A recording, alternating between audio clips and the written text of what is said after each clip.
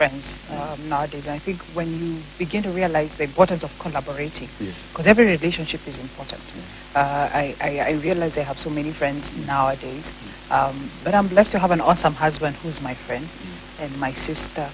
I have some friends outside the country, and really, I'm blessed. I wouldn't complain about friends. So does your sister sing? You have two sisters. Yes, I do. Oh, you've done your research well.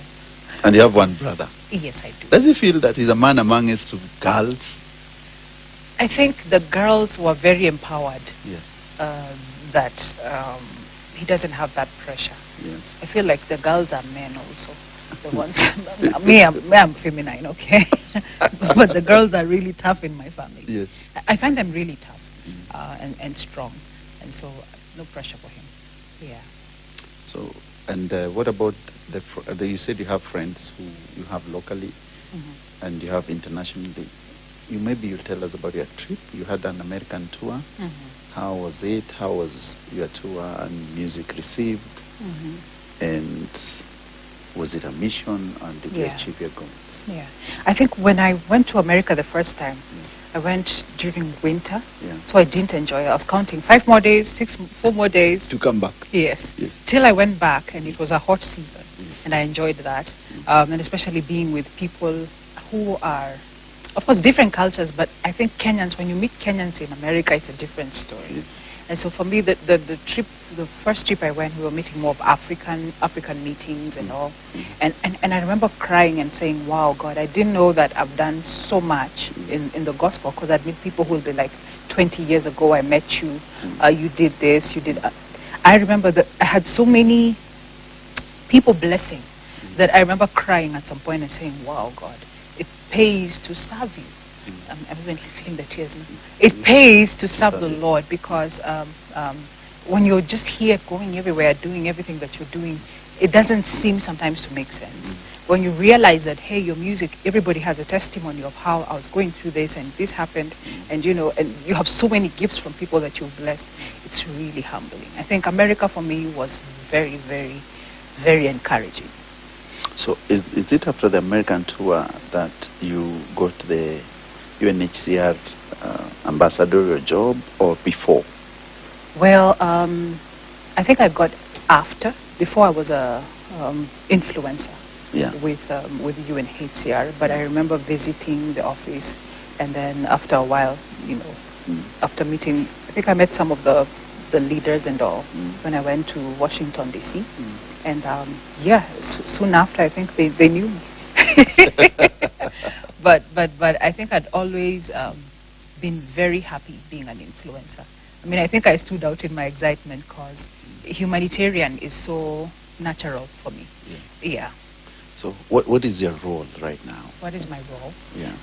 We're actually doing a campaign right now. Yeah. And this is what we do. It's a Lent campaign. Yes. So we're going into churches and we're going around telling people, hey, let's give. Let's learn also how to give, because most of the people who give are from the West. Yes. And so we've kind of always felt like it's not our problem. So we're encouraging people in churches, let us give to UNHCR, because they're always on the forefront in any crisis, feeding, giving people shelter. And so that's just basically what we do. We do tours around, we go, it's raising money and also speaking hope to refugees, because one of the needs that refugees have is to be heard. Yeah. So the UNHCR job, remember right now around 6 million Kenyans are in danger of starvation, and the drought scenario in Kenya is crazy. Is there any way which you can use your influence to tap into that? Actually, no, the Lent season campaign is about the north of Kenya, and more of the north of Kenya. So the drought that's affected so many people, that's what we're doing right now. And so what we're saying is we don't need to get support from outside for our problems. We are the solution. Yeah. And that brings me into also what we talk about in CIM, that not only do we need food, we need people to farm and do agriculture. Mindset change is going to be key also in our country. But there are very few people who embracing all this because of the situation. Cost of living is extremely high. It is. People are really starving and suffering. Do you think that we'd have a better way of coordinated effort across all these agencies with gospel musicians at the forefront? And I'm saying purposely gospel musicians because I don't know how many you've remained in Kenya now. Okay. I don't know. Yeah. But you'll tell me how many are remaining in Kenya, because there's gospel music, the word, the mission, and singing for the Lord. But there's gospel music for money and for fame. I'll tell you what, we are so many gospel artists. I'm just one of them. I could just be one of the people that have, been popped out of the, the popcorn that jumped the most. Yes. But we have so many gospel musicians. Thing is, I feel like so much publicity has been given to the negativity. Like you said, every family has drama. Yes. So if your drama in your family, because all we see is the good picture, the pictures on Instagram. Yes. But for us, the drama in our family is what has been picked to be aired, not the beautiful picture. But do you have the beautiful picture? We do. But the thing is, yes. We have so many seasoned people, but they have not packaged themselves all out into, to pop out a bit more. I know they're amazing worshipers. And I also know that we're shifting from the fame thing into worshiping God in spirit and in truth. Now, I remember the church in the times of David. It was not so much about a person. There were three personalities. There was Asher. There were two other guys, Jeduthun. Three leaders. But I feel like we're being called more into worship, where it's not about personalities, but it's about God. And so, if you will be disappointed if you're looking for personalities, I think now let us look at worshippers in spirit and in truth, because we're living in the last days, and God is after the heart more, not so much about personalities. He's after the hearts of his people. And if I'm messing up right now, God forgives. God has a way of loving us, because he's not so much on the mess. He picks you with the mess. He loves you with the mess. Transforms you. Yeah. And so even the people who are saying that gospel is a mess, they are a mess. We are all messes. But God continues to love us as we are. Yeah. But what direction is Kenyan gospel music heading to? It's heading to worship. There are so many groups that are not in the, which you guys now need to start interviewing. There's so many groups of people that are doing amazing worship. There's Kerstin Bogo. There's people you've not even heard of. There are people who sing and I go like, wow, there's Sheila Juma. There's so many worshipers that are rising up in the works. There's Jockey. There's so many people I know that are amazing, but they have not come out, as loud. And I see that as the future. I see the culture of personality dying and more the worshippers rising. And I'm telling you, in 10 years, you'll be like, wow. It's just worshippers everywhere. And Nigeria have taken that up. When you see Sinach, when you see the worshippers, that's the direction I'm seeing us going into. Now the question I wanted to ask you, throughout your career, you've done an amazing job. What did you say was your highest point? That God, if this is what you brought me for, I think I'm almost there. What was your highest point? I feel like I'm beginning. I feel like I'm at my best now. I feel like I'm beginning because I don't define success to be anything that, for me, it's walking in obedience to God and being able to bring a harvest to the kingdom of God. I mean, just the obedience and bringing a harvest, that just does it. And the joy of obedience, I cannot compare to any human, because men will applaud you, and the next moment they don't applaud you. But when God applauds you, it's a different thing. And so for me, I feel like right now, I am happiest. Just serving God in going, because Jesus said before he left, he says, go into the world and preach the gospel. Just, fulfilling that mandate is very fulfilling. Yeah. And the lowest moment? Lowest moment? When I was broke. That's not a good time. Being broke is not a good thing. I know you know. When there's no money. When really, it's not money. Yes. There's a point where I think it's called a desert, and everybody has to go through that. Yes, you have a desert, yes. Where you can't see hope. Yes. Of what you want to do. You're not able to do what you want to do. You're not able to follow your dream. You're broke because you have that limitation. And I think that was a very frustrating time for me because I feel like God allowed it because it was me and my husband who just got married. We lost everything. He lost, so many things that he had. But it was, when you look at it, it was made for us to grow together. It served a purpose. So that particular time we were being formed and made into beautiful people. I don't think we'd have such a beautiful marriage if we didn't go through that. I don't think my ministry would be how it is now if we didn't go through that. So what actually happened? We were broke, that is all. We were broke. That was all. I mean, we're just struggling to kind of make sense with music, to make sense with music. And of course that frustration of you don't have enough. And I think everything also has that struggle. Before something peaks Up, yes. Any business, you kind of go through ups and downs of making loss. Then eventually it makes sense. Every great preacher, every great musician, every big person, we say that if you make a loss or you have a difficult time when you're being formed is when you really learn from it and get a better It's true. perspective of life.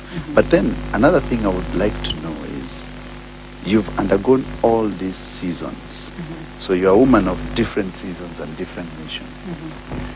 What would you say is key in your development?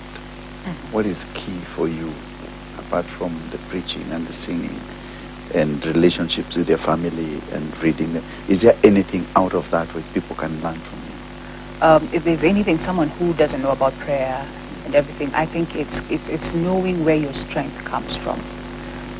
For me, my strength comes from that, from God. And so I can't quite say that there's anything else. I do my part. I work. I don't just sit there and wait for God. God has his part and I have my part to do.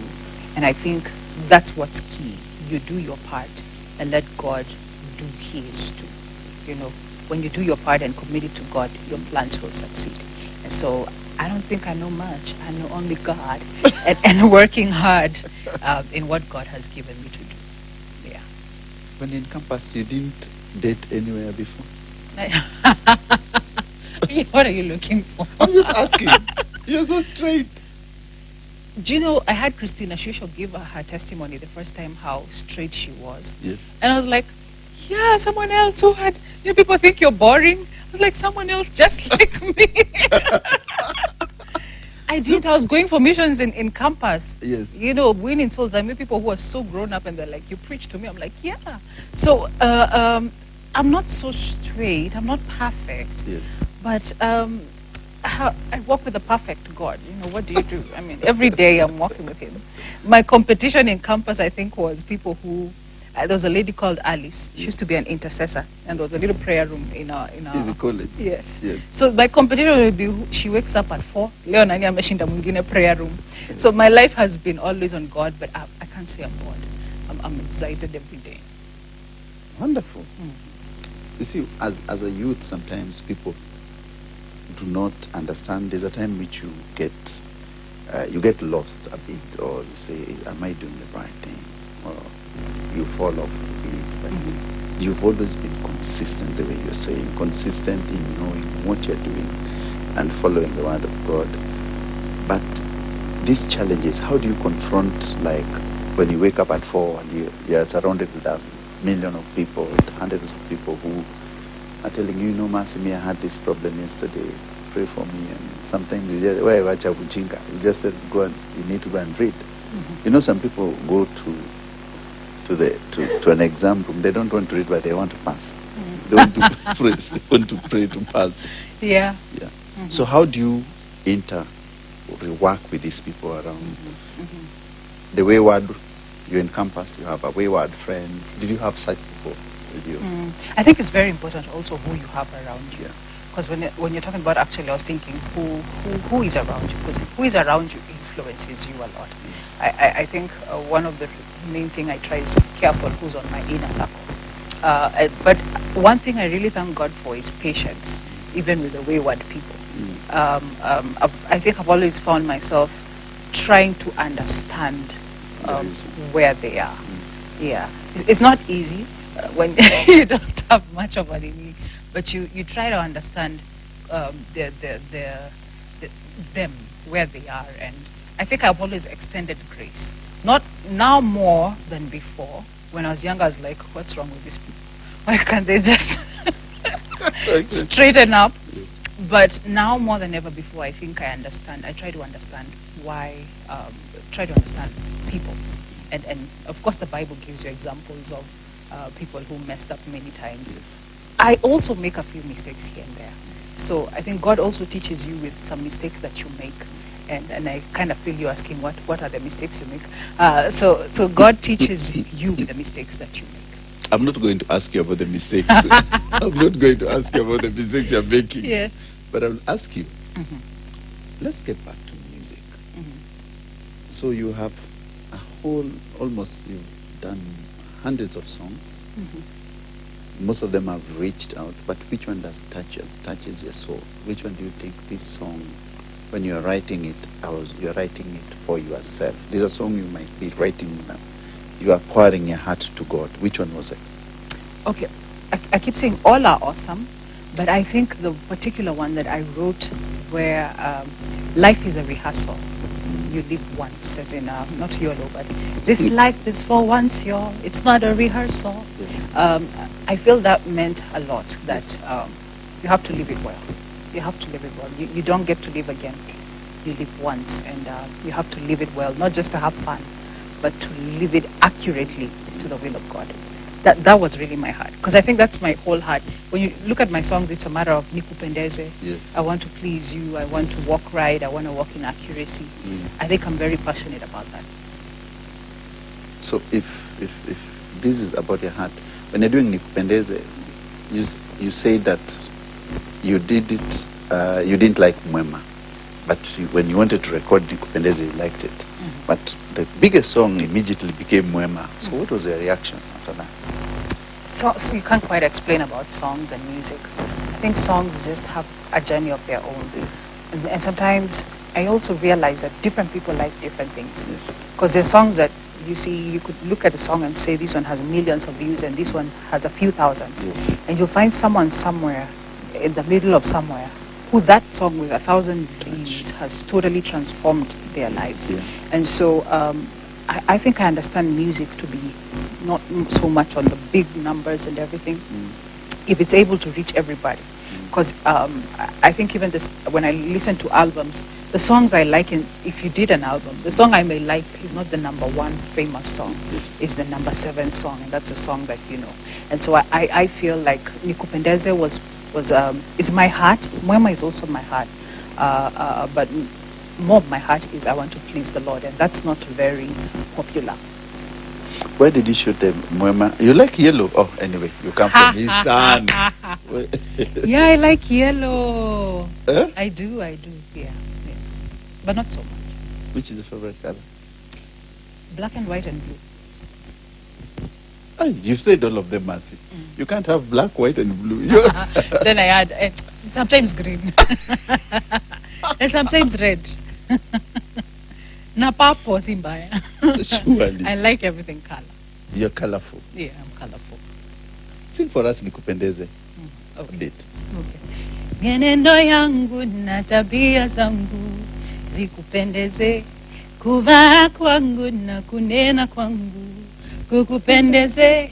Mienendo yangu na tabia zangu zikupendeze, kuvaa kwangu na kunena kwangu.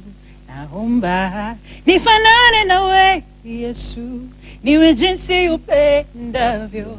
Nifanane nawe Yesu, niwe jinsi upendavyo. Niguze, nifinyange, unibebe,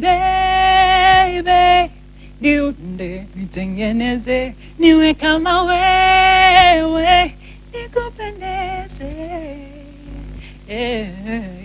That's the cry of my heart. Fantastic. Thank you. Your vocals do not need auto cue Oh, yeah? and auto tuning, and thank you. there are people who we know have to be really. The producer has to adjust a lot of stuff. Yeah. So, does your mother sing with the very high notes as well? My mom is more of the low notes. Yeah. She's a mellow. She's a melody. Yeah. She likes easy She's an melodies. alto. Alto, eh? Yeah. You are high pitched. Yeah, but I'm trying to be more alto. You're so high pitched. I grew up trying to sing the high pitch. Yes, practicing those, but as I get older, I think I'm enjoying and appreciating the low. Yeah. But it's I'll do both. You do both. It's very hard to get people who can hit the high notes. Yeah. It's easy to get a singer who can do low notes. Yeah. Or the mid or alto. But there's also to do low notes in a sweet way. I have a friend, Christina. She doesn't shout. Yeah. She doesn't shout, but she just goes easy on the lows. The notes, yeah. Yeah, and you'll never quite notice the highs, but it's so sweet. It's deep. But you see, essence of singing, and you know this, you're an expert anyway, is that people always want to see when you hit the high note and hit it correctly. And because not many artists can actually hit the high notes, it's very technical to get your... You know what a teenager means? Wayward, someone who, some of them, they fight. Yeah. But anyway, that's besides the point. Let's get back to you. When you're doing your mission and you're doing your songs, what would you say has been the impact to people out there? I think right now, the spirit that someone carries is very important. Yeah. There's a message of the songs, and there's the way the Holy Spirit works to speak to people in different situations. Because you could be sitting in a matatu and God speaks to you through a song, or you're going through something and God speaks to you through a song. God does that. But I feel also sometimes that the spirit that someone carries is very important. I think the best example I can give is the guy who plays golf, the famous one. Tiger Woods. Yes. Yeah. I think why people were so angry when he messed up is because he had the spirit, a beautiful spirit, a clean spirit that he carried. And I think what someone carries, the spirit behind, is very, very, very important. I think I just want people to see Christ through my life. That's the prayer and the desire of my heart. And I know it will come to pass. That Christ will be seen through, and I pray that there will be miracles and healing and just what God does. But what I really, I don't know if I'm going off, I really desire is just the balance in life. I've seen people who are super spiritual, but they don't have the balance in life. And so as I get to 40 next year, and I think I see that in my father, that you have an impact literally in the lives of people in society, and not just spiritual in your own cocoon of spiritual, but you're able to be a voice also to people practically. Yes. Wow, I think that's very deep, and we wish you well. Thank you. But before we end this interview, you cannot go without singing Mwema, of course. Of course. Yes. Oh, okay. But make sure you come for my 30-year celebration. Where is the invite? May 7th. Watch Rivers. It's coming soon on your phone. Check it out. Nowadays people do phones. There's no invite, big cards. No cards. Why spend money on cards when you can just WhatsApp? I'll WhatsApp you. Yeah. Mwema. I love that song. By the way, you do? I love it. Okay. Thank you. Let's do it. Do it. Do it. Siwezi jizuia usema wako wema, na sio kama najigamba, umenitenda mema, na siwezi jizuia usema wako wema, na sio kama najigamba, umenitenda mema, umekuwa mwema kwangu. Yesu. Wacha niringe. Thank you so much. Thank you very much, Mercy. I really appreciate